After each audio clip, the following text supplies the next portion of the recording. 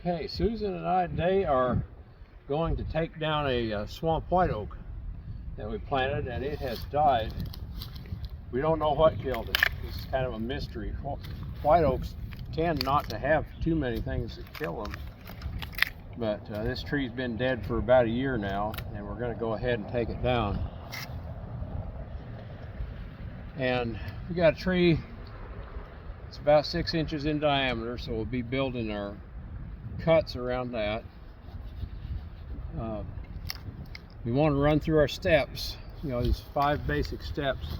Your first step is safety issues around the tree. I've dealt with some of that. We had this in our yard. We had some rocks around it. Moved the rocks so we won't be tripping on them. We have a power line going to the garage and the barn back here. If I go straight south, I'll hit that line. If I go straight east, I'll hit that, but the corner up there. If I take it that way, that's no problem. So that's our only safety issue, is get it aimed right. And I measured the height of the tree to make sure it would clear that. So what we want to do then is design our front and back cuts and release cut and escape. And if you look at this, if I take it that way and I look at the tree here, it has forward lean about like this. You know, it's enough forward lean to make it go real easy without having to wedge it. So that's a very good thing. And about 6 inches in diameter, we want around 80% of that in hinge length. So we want a hinge about 5 inches long and about, less than an inch thick. 10% of your diameter is what you're looking for on your hinge thickness. So 6/10 of an inch. And on oak, it's if you get it too thick, oak doesn't want to bend, and you could make the tree hard to push over. And then when we put a 5-inch hinge in here, we've barely got enough room to bore through that, set that hinge. But I think we can do it. You could put in an angled back cut to make that a little easier, but let's go ahead and see if we can do it horizontally. And then I'll have the trigger, cut the trigger, and my escape will be over that way. And when I cut it loose, Susan is going to exit that way also, so you'll see her move with the camera. So I'm going to go ahead and fire up and start making our cuts.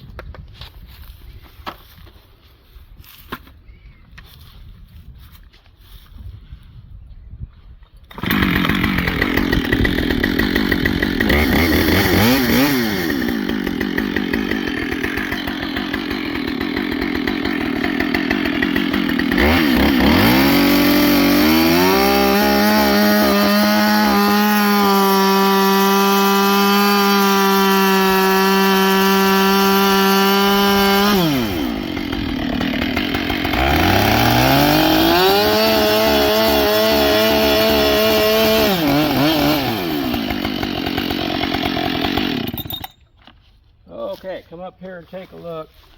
We've got our aiming cut made and a lower cut to meet it.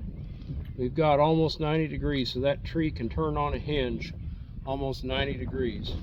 So next we're going to take the saw and bore, and we'll cut through parallel to that face and try to make it less than an inch. That's tough if you're just learning how to bore cut, and I may miss. So we're gonna try to do this to get one chance.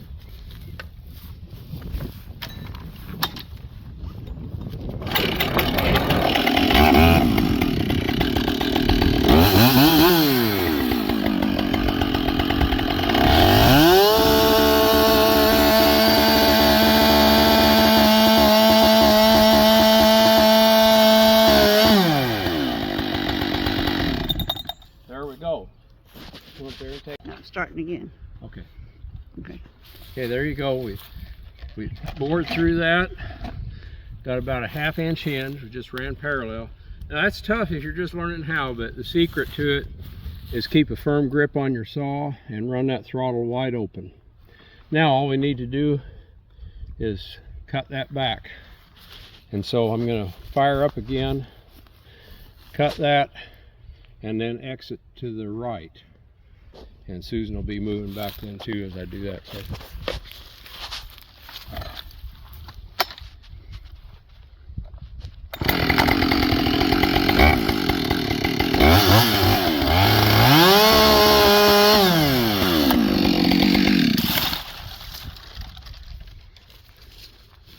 There we go.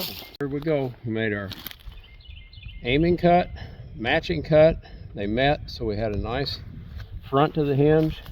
We bored through, made the back, to make the back of the hinge, and then did a release cut on the back. And you can turn and see this tree laying right out there. So now we got a little cleanup project. Now your timber guys are going to say, why'd you make a stump so high? Well, that gave me extra clearance on the power line, so that was a good reason. And also because this is just going to go into firewood, the height of the stump doesn't matter. And also for Susan taking pictures, it worked better for her to have the stump high. That way you get a good picture of it. So that's a small diameter, doing it with a bore cut. Hang on tight and run that throttle wide open. And thank you very much for watching.